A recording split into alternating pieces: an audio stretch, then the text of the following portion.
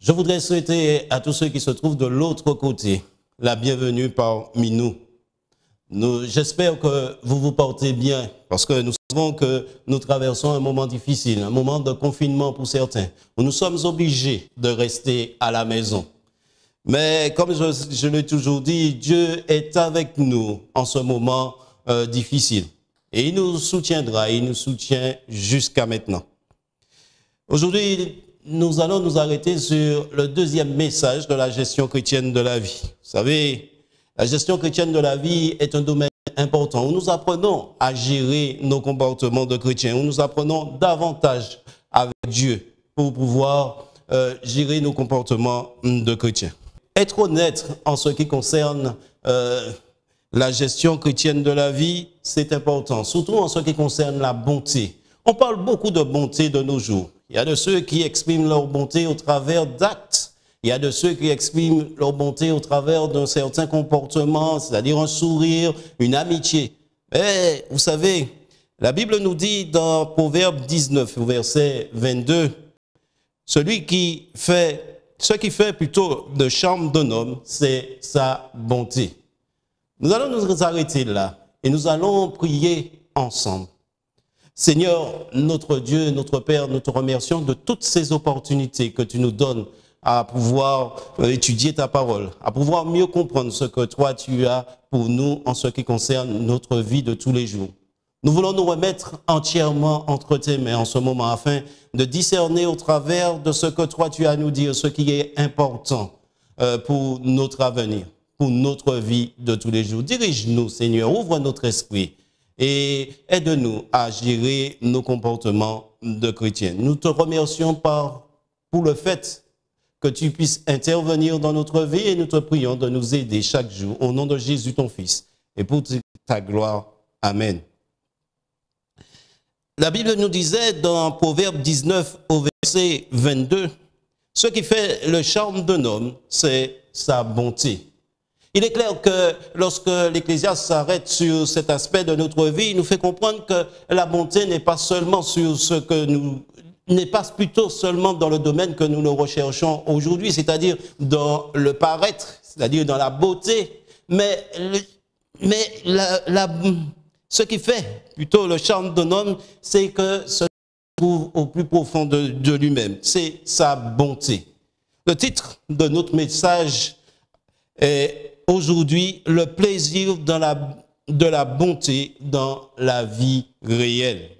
Si la bonté doit apparaître dans notre vie réelle, l'Ecclésiaste, dans le Proverbe 19 au verset 22, attire notre attention sur le fait qu'un homme est mieux vu, ou sinon mieux accepté au travers du fait qu'il soit bon.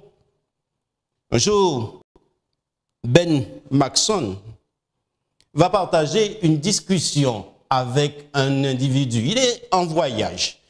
Il se rend certainement dans un lieu où il est attendu. Mais il a quelqu'un là avec lui qui va introduire une discussion. Et cela va porter sur le fait qu'il travaille plutôt dans un domaine important. On va lui demander quel métier il faisait. Il faut savoir que Ben Maxson est avant tout le responsable à cette époque de la gestion chrétienne de la vie au niveau de la conférence des églises adventistes, conférence générale des églises adventistes. Alors il va tout simplement dire que je suis le pasteur responsable du département de la gestion chrétienne de notre église. Alors surpris, l'individu qui était à côté de lui va tout simplement lui dire mais qu'est-ce que c'est ? Mais qu'est-ce que c'est que la gestion chrétienne de la vie? Il n'a pas l'habitude d'entendre ce mot-là. Alors Maxson va tout simplement lui dire, ce n'est pas une chose facile de comprendre la gestion chrétienne de la vie quand on n'est pas habitué avec la Bible. Et pour aider l'individu à comprendre, la personne qui était avec lui, à comprendre ce qu'il en était de la gestion chrétienne de la vie, il va poursuivre en disant tout simplement, je suppose qu'il y a beaucoup de chrétiens dans cet avion et il va poser la question suivante, sont-ils tous chrétiens? Et sont-ils tous bons chrétiens plutôt? Et à la personne de lui répondre, je sais qu'il y a des chrétiens dans cet avion, mais certainement, ils ne sont pas tous chrétiens. Alors, Maxwell va lui dire, même les personnes les moins religieuses ont une idée de ce que signifie être un vrai chrétien. Et il va ajouter, mon devoir à plein temps est d'aider les gens à pratiquer le christianisme. Être un fidèle gestionnaire ou administrateur implique de prendre au sérieux le commandement de Jésus-Christ qui dit être le plus grand. Tu aimeras le Seigneur ton Dieu de tout ton cœur, de toute ton âme et de toute ta pensée. C'est le premier et le plus grand commandement. Et voici le second qui lui est semblable, tu aimeras ton prochain comme toi-même. Ainsi, Maxwell renvoyait à l'amour de Dieu, mais aussi à l'amour du prochain, la gestion chrétienne de la vie. Et il va ajouter, peut-être que quelqu'un demandera, mais tout de même, comment peut-on définir l'amour? Même dans l'amour, explique-t-il, même dans la Bible, explique-t-il, l'amour est exprimé de tant de façons. Eh bien, on peut aimer en donnant des offrandes, on peut exprimer l'amour en servant, voire en écoutant. Quelle est cette caractéristique fondamentale par laquelle je peux transmettre l'amour à la fois à mes proches et à des gens que je rencontrerai peut-être qu'une fois de ma vie? Trouverons-nous la réponse dans l'hymne à l'amour dont l'auteur est l'apôtre Paul qui écrit « L'amour est plein de bonté » car la bonté est exprimée envers les autres. Oui, car par la bonté exprimée envers les autres, nous montrons que nous aimons Dieu. Dans la Bible, il y a un texte ou un livre particulier, un livre qui nous montre comment cet amour peut être manifesté envers quelqu'un d'autre. Les Saintes Écritures sont là pour nous répondre. Et Dieu s'est déterminé à nous donner toutes les réponses qu'il nous faut en ce qui concerne notre vécu de tous les jours. Dans l'Ancien Testament, Dieu intervient pour nous démontrer ce qu'il en est de l'amour. Et il va utiliser le moyen, c'est-à-dire ses enfants, pour exprimer l'amour. Ce livre dont je vous parle, c'est le livre de Ruth. C'est le seul livre qui porte le nom d'une femme qui ne soit pas hébreu, qui ne soit pas dans les conditions religieuses de l'époque d'Israël à cette époque. L'histoire qui nous est racontée ici dans ce texte, dans ce livre, est une histoire qui pourrait nous paraître familière. La Bible nous dit que cette histoire commence à Bethléem. La Bible nous dit qu'il y a un déplacement entre Bethléem jusqu'à Moab. La Bible nous dit qu'une famille doit se déplacer. La Bible aussi nous avertit sur le fait qu'il y a une grande famine à cette époque à Bethléem. Et la Bible nous dit que dans cette famille, il y a aussi, ou plutôt cette famille est composée de deux garçons et d'une mère et de son père. Et eux, ils vont se déplacer pour pouvoir trouver la vie de l'autre côté, c'est-à-dire à Moab. La Bible est en train de nous rappeler par la même occasion notre condition à notre époque. Et c'est normal, ou sinon c'est devenu normal pour nous de voir les enfants de notre pays s'en aller vers un autre lieu après avoir suivi leurs études et pour pouvoir trouver la vie ailleurs parce qu'il semble que ici, la situation, les conditions ne répondent pas à leurs besoins. Si les conditions de l'époque ne répondaient pas aux besoins d'Elimelech ainsi que de sa femme Naomi. Et ils vont s'en aller dans un autre pays afin de pouvoir avoir de quoi répondre à leurs besoins premiers, c'est-à-dire de quoi manger. Arrivés dans ce lieu, les enfants d'Elimelech vont se marier. Ils vont se marier avec deux jeunes filles des environs. Mais dans un laps de temps de 10 ans, il va y avoir de la peine chez Naomi. Son mari va décéder. Ensuite, ses deux enfants vont décéder. Ils vont la laisser plutôt avec ses deux belles filles, Orpa et Ruth. Nous voyons ici l'intérêt que portaient ces deux jeunes filles à leur belle-mère. Elles étaient très attachées à leur belle-mère et elles ne vont pas hésiter à rester en compagnie de cette belle-mère. Mais un beau jour, cette belle-mère va décider tout simplement de s'en aller, de retourner dans son pays. Peut-être avait-elle entendu que dans son pays, les choses s'étaient améliorées, qu'il fallait tout simplement retourner chez elle. Elle va se décider de retourner chez elle. Et les deux jeunes filles vont décider de l'accompagner. La Bible nous raconte que pendant 3 fois, elle va dire à ces deux jeunes filles de retourner chez elle. Mais elles vont pas l'écouter et elles vont continuer. Mais à la 3e fois, nous dit la Bible, l'une des jeunes filles va répondre à l'attente de sa belle-mère. Elle va tout simplement retourner chez elle. Mais dès ce moment, on commence à entrevoir la bonté chez la belle-mère.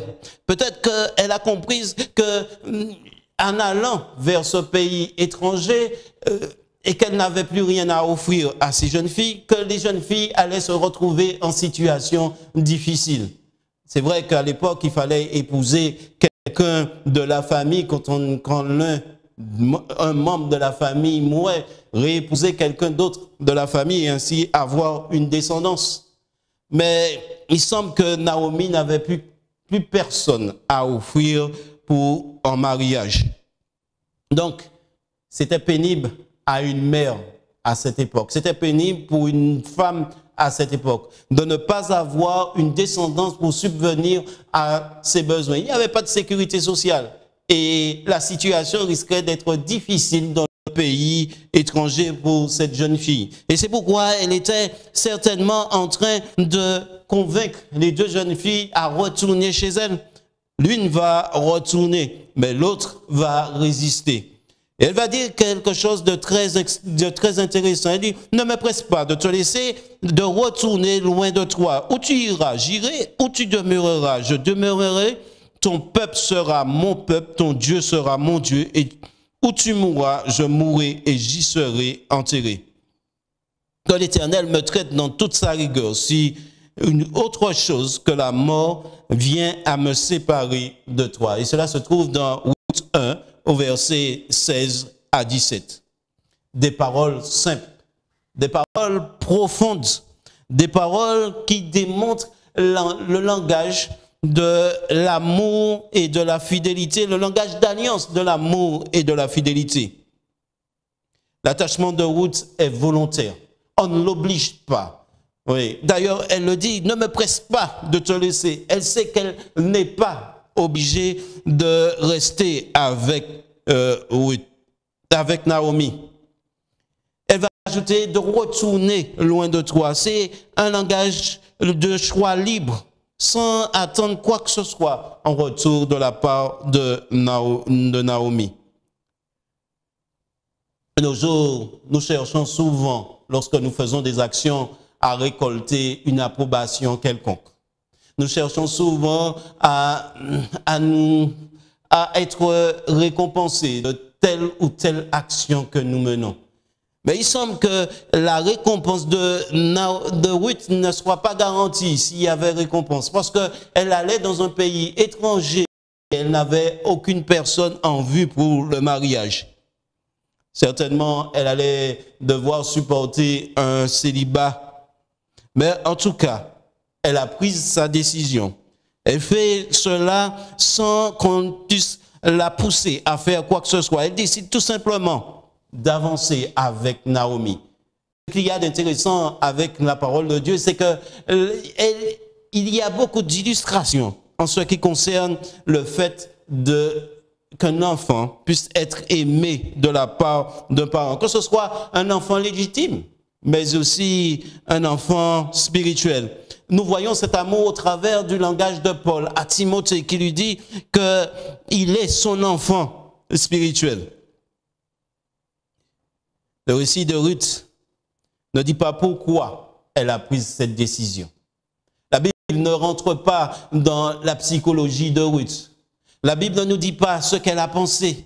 La Bible nous fait comprendre tout simplement qu'elle avait décidé d'aller jusqu'au bout avec cette femme qui n'était même pas une parente et qu'elle ne connaissait que depuis 10 ans. Mais il y a quelque chose qui attire notre attention dans la situation de Ruth et de Naomi. La situation de Ruth et de Naomi, c'est une situation basée sur l'amour. La personne de Naomi, c'est une personne qui est empreinte de gentillesse. Oui, c'est grâce à cette gentillesse que Naomi va manifester certainement envers ses belles-filles, que ces belles-filles vont décider de la suivre pour jusqu'à une certaine distance et pour l'autre, pour ce qui semble être définitif. La gentillesse a permis de comprendre la bonté de Dieu. D'ailleurs, Ruth l'a bien dit, ton Dieu sera mon Dieu. C'est parce qu'elle avait observé chez Naomi le besoin d'aller vers Dieu, de puiser auprès de Dieu certainement les moyens nécessaires pour faire face à tous les aspects de la vie. Et c'est pourquoi, tout simplement, elle va décider de suivre Naomi. Ruth a compris combien Dieu, il est bon. Combien la bonté de Dieu est manifeste. Et le mot hébreu qui signifie bonté, il y a une forte connotation relationnelle. Et ce mot est très riche de sens. Ça nous démontre la relation entre plusieurs personnes ou sinon dans un couple au travers d'un partenariat ou sinon dans une amitié sincère comme l'amitié de Naomi et de Ruth. Il est difficile d'ailleurs de traduire ce mot parce que ce mot va dans plusieurs directions. Le mot peut signifier amour, le mot peut signifier miséricorde, bonté, grâce, dévotion, fidélité et loyauté. Et toutes ces qualités doivent motiver une personne à agir sans rien attendre en retour. C'est parce que nous avons de la compassion, parce que nous avons de la bonté, parce que nous sommes baignés de grâce et de fidélité, de loyauté que nous agissons envers une autre personne. Naomi utilise ce mot dans sa forme active, sous la variante du verbe en s'adressant aux deux belles filles. Que l'Éternel use de bonté envers vous comme vous l'avez fait envers ceux qui sont morts et envers moi. Ruth et Orpa ont été bonnes auprès des fils de Naomi ainsi que du mari de Naomi. Elles ont certainement soutenu Naomi, l'aidant, travaillant pour le bien-être de la famille. Elles ont démontré de la bonté. Et c'est pourquoi Naomi, sachant certaines choses, avait tout simplement décidé de leur faire comprendre qu'il ne fallait pas aller avec elle jusqu'au bout. Ruth l'a fait. Mais le langage de Ruth n'est pas un langage verbal, c'est surtout un langage où elle du verbal, mais au travers de la démonstration. Elle montre qu'elle aime véritablement Naomi. Avant d'être un langage verbal du parler, cela devient un langage verbal au travers de la démonstration. Elle démontre ce que signifie réellement le mot Hésed. Lorsque celui qui a écrit le livre s'arrête sur cette action, il nous dira, mais Ruth s'attacha à elle. S'attacher à elle, c'est être prête à vivre les moments difficiles qu'elle pourrait avoir à la supporter jusqu'au bout. Elle ne prêche pas sur la bonté. Elle ne fait pas une allocution uniquement sur la bonté. Elle n'écrit pas une thèse sur la bonté. Mais elle montre véritablement ce qu'est la bonté. Le texte poursuit, le livre poursuit en nous disant que lorsque Naomi va arriver à Bethléem de nouveau, ce sera pour la ville un sentiment, une grande émotion, un sentiment de tristesse. Les habitants de la ville semblent être au courant de ce qu'a traversé Naomi, des douleurs de Naomi. C'est déjà une empathie envers Naomi, une compréhension de la situation de Naomi. Non seulement Naomi était sans mari, mais elle avait aussi perdu ses deux fils. Les deux fils qui pouvaient la supporter, qui étaient sa sécurité sociale, pourrait-on dire, à ce moment. Elle les avait perdus. Une veuve sans personne pour la soutenir à cette époque se trouvait dans une situation misérable. La solitude, le désespoir, la souffrance émotionnelle étaient encore et sont encore de nos jours les problèmes les plus courants. Dieu nous invite à regarder autour de nous, bien des fois, et à constater qu'il y a des gens qui ont besoin de notre soutien, qui ont besoin de notre apport en ce qui concerne leur existence. Et il nous détermine à leur venir en aide. Notre image de Dieu ne peut être affectée lorsque nous sommes accablés par la douleur. Lorsque nous souffrons, nous pouvons nous mettre à maugréer et à dire des choses qui pourront aller à l'encontre de Dieu, même à l'encontre de la société en général. Mais Naomi va accepter sa condition. Elle va accepter le fait qu'elle ait perdu ses enfants, qu'elle a perdu aussi son mari. Elle va accepter ce fait et elle va accepter cette angoisse qui pouvait naître en elle par rapport au fait qu'elle n'avait plus personne pour subvenir à ses besoins. Mais il semble que Ruth va décider de vivre sa condition en disant de ne plus l'appeler Ruth, mais de l'appeler Mara, amertume. Mais le constat que nous faisons, c'est que Ruth va pas rester dans sa situation d'amertume, mais va continuer à vivre sa situation d'agréable. Car c'est cela que signifie le nom de Naomi. Pardon. Naomi va accepter de vivre sa situation d'agréable. Ne va pas rester dans sa situation d'amertume. Naomi n'a pas perdu la foi en celui que David appellerait plus tard le père des orphelins, le défenseur des veuves. Naomi savait que Dieu pouvait intervenir dans sa vie. Naomi savait que Dieu pouvait la soutenir dans ses moments difficiles et lui apporter le bien-être qu'elle désire. Cela, dans le psaume 68 au verset 5, la Bible atteste que Dieu est le défenseur des veuves et le père des orphelins. Ruth peut être plus optimiste que Naomi, mais elle est aussi étrangère en pays étranger. Son nom apparaît 12 fois dans le récit et 5 fois elle est appelée Ruth la Moabite, pour bien signifier qu'elle n'appartenait pas au contexte où elle était, où elle se trouvait. Peut-être cette répétition est-elle toujours là pour nous rappeler qu'elle fait partie du peuple élu, car Dieu intervient aussi auprès des étrangers. Dieu intervient aussi auprès de tous ceux et celles qui sont dans le besoin. Dieu aime ceux qui sont étrangers et ils sont prêts à intervenir pour eux, à les soutenir, à les supporter et à leur démontrer combien sa grâce est puissante envers eux. C'est pourquoi il a ordonné à son peuple de ne pas tout ramasser lorsqu'il glanait et de laisser une partie pour les pauvres, mais aussi pour les étrangers.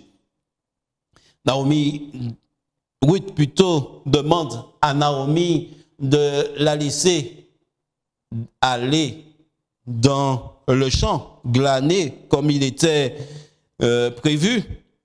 Et elle s'attend à ce que ceux qui sont prêts à faire preuve de hesed, de bonté, puissent agir envers elle. Et c'est là qu'apparaît le troisième personnage de la Bible. Le troisième personnage du livre de Ruth, c'est Boaz. C'est un homme riche, mais il n'est pas seulement riche, c'est un homme qui a beaucoup d'empathie, de compassion envers ceux et celles qu'il côtoie, mais surtout envers ses ouvriers. Il a beaucoup de respect envers ses ouvriers et il les salue. Et quand il les salue, il leur dit, il les bénit littéralement. Il les bénit. Saluer, c'est démontrer qu'on ne fait abstraction de personne, qu'on a une ouverture envers l'autre. Aujourd'hui, il nous est difficile de serrer la main de quelqu'un. Mais il nous est plutôt facile de pouvoir, au travers de nos masques, de pouvoir dire à ceux et celles que nous rencontrons, salut, bonjour ou bonsoir, car il est important pour eux de découvrir au travers de notre attitude combien nous pouvons exprimer notre gentillesse envers eux. Nous pouvons nous ouvrir à eux et leur apporter du bien-être. Naomi est bouleversée par l'appréciation de Boaz pour la façon dont elle traite Ruth. Et elle dit, Ruth est aussi bouleversée par l'attitude de Naomi, de Boaz plutôt, et de la façon dont elle traite Naomi, sa belle-sœur. Et elle dira, oh, que je trouve grâce à tes yeux, mon Seigneur, car tu m'as consolé. Tu as parlé au cœur de ta servante. Quel pouvoir extraordinaire, une parole émise, un sourire manifesté. Mais une parole est là pour nous réconforter, pour nous permettre d'avancer. Une parole est là devrait être là pour nous encourager, pas pour nous déstabiliser, pas pour nous enfoncer. Avec des paroles simples, nous pouvons accueillir les gens dans notre monde. Mais s'il reste pour nous, l'étranger, la minorité, le pauvre, ou tout ce qui peut créer des barrières ou des distances, le message de Jésus dans son dernier sermon est pour les autres, pas pour nous. Si nous avançons en nous enfermant, en n'ayant pas un regard pour l'étranger, le message de Jésus n'est pas pour nous. La Bible utilise de nombreuses métaphores pour faire connaître la vérité profonde qui nous sont révélées. Nous avons besoin d'images familières, nous pour voir ce qui peut être vu avec l'œil, non l'œil physique, mais l'œil de la foi. Nous comprenons mieux la bonté de Dieu lorsque nous lisons les Saintes Écritures. Nous comprenons mieux cette bonté lorsqu'il nous dit qu'une mère peut abandonner ses enfants, mais Dieu ne l'abandonnera jamais. Nous comprenons mieux les bontés de Dieu lorsqu'il nous dit qu'il est pour nous une forteresse, un lieu de refuge dans le psaume 91 au verset 2. Boaz utilise une autre image dans ses paroles de bienvenue envers eux. Que l'Éternel te rende ce que tu as fait et que ta réponse soit entière de la part de Dieu, le Dieu d'Israël, sous les ailes duquel tu es venu te réfugier. La métaphore, elle, d'un oiseau protégeant ses petits est utilisée par Dieu lui-même dans Exode 19 au verset 4. Concernant son peuple, Boaz dit à Ruth que les ailes de la providence, de la miséricorde et de la bonté de Dieu soient déployées sur elle, une étrangère. Dieu est prêt aussi à s'investir auprès d'une étrangère et nous devons faire en sorte que ces personnes puissent le savoir. Dieu explique également pourquoi il fait cela à son peuple. Non parce qu'il le méritait, mais parce qu'il rentrait dans le plan de Dieu, parce que cela rentrait dans le plan de Dieu. Il voulait que son peuple fasse preuve de bonté envers toutes les nations. Il dira dans Exode 19 au verset 6, « Vous serez pour moi un royaume de sacrificateurs. » Ils devaient eux-mêmes devenir des ailes protectrices pour les autres comme l'était Boaz. Ellen White déclare, « Tous ceux qui, suivant l'exemple de Rahab, la Cananéenne, et de Ruth, la Moabite, se détournaient des idoles pour adorer le vrai Dieu, devraient s'unir au peuple élu à mesure qu'Israël augmenterait et élargirait ses frontières jusqu'à ce que le royaume embrasse le monde entier. Les ailes ne sont pas comme la forteresse, l'image de sécurité construite en pierre. Les ailes expriment la loyauté et l'amour, mais aussi la vulnérabilité. La bonté de Dieu s'est manifestée au travers de sa providence. Cette providence qui nous permet de comprendre qu'à Golgotha, il s'est passé quelque chose d'extraordinaire. Cela a démontré la vulnérabilité de Dieu, qui s'est dépassé lui-même en tant que Dieu et a envoyé son Fils mourir sur la croix du Calvaire pour chacun d'entre nous. Tout au long du livre, le narrateur ne fait référence à Dieu qu'à 2 reprises. Tout d'abord, au début du livre, où il nous a dit que l'Éternel avait visité son peuple et lui avait donné du pain. Puis à la fin du livre, où l'Éternel a permis à Ruth de concevoir et elle enfanta un fils. Ces 2 aspects nous démontrent ô combien Dieu aime son peuple et il est prêt à donner la vie à son peuple. Les théologiens appellent ça l'inclusion, la technique de l'inclusion. Si quelque chose est dit au début d'un récit et apparaît à la fin, cela signifie que le récit tout entier est dominé par la même vérité. Dans notre cas, ce qui domine, c'est le pain et la vie. Dieu est prêt à apporter à son peuple ce dont il a besoin. Il est la source de tout ce que nous avons, même de notre existence. Naomi, Ruth et Boaz expriment toujours cette vérité dans leur discours. Par contre, ils ne restent pas au niveau des expressions pieuses revêtues d'un langage religieux. Par leur comportement et leur attitude et leur sacrifice, chacun a montré à Bethléem, aux générations futures et même aujourd'hui, ce qu'est la vraie religion. Ils nous ont donné le vrai christianisme et ils nous ont montré ce qu'est un gestionnaire, un administrateur, celui à qui, en ce grand jour, Jésus dira « C'est bien, bon et fidèle serviteur ». La seule façon dont les gens peuvent voir la bonté de Dieu, c'est par l'exemple de ses enfants. Quand nous démontrons que nous appartenons à Dieu, nous démontrons que Dieu, il est bon. D'ailleurs, la Bible nous dit que dans la lignée de Boaz, dans la lignée de Ruth, va apparaître le restaurateur, celui qui permettra tout simplement que nous soyons sauvés. Notre sauveur sera enfanté par une descendante de Ruth et de Boaz, une descendante de l'étrangère. Et ce descendant de Naomi, de Ruth, surtout, et de Boaz, va nous donner la vie.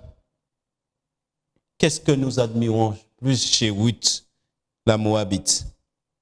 Il y a beaucoup de choses que nous pouvons admirer. Son courage, sa détermination, son exemple, sa façon de prendre de grandes décisions pour sa vie. Humainement parlant, sans Ruth, il n'y aurait pas eu Obed de David. Le reste fait partie de l'histoire. Il n'y aurait pas eu Jésus-Christ. En ce matin, en ce jour plutôt, je vous encourage vivement à vivre l'honnêteté au travers de la bonté, ou sinon la bonté au travers de l'honnêteté. Un moyen qui nous permet de démontrer que nous sommes des personnes qui avons choisi honnêtement de vivre pour Dieu. La bonté est un moyen qui nous permet de vivre pleinement ce que Dieu a établi pour nous.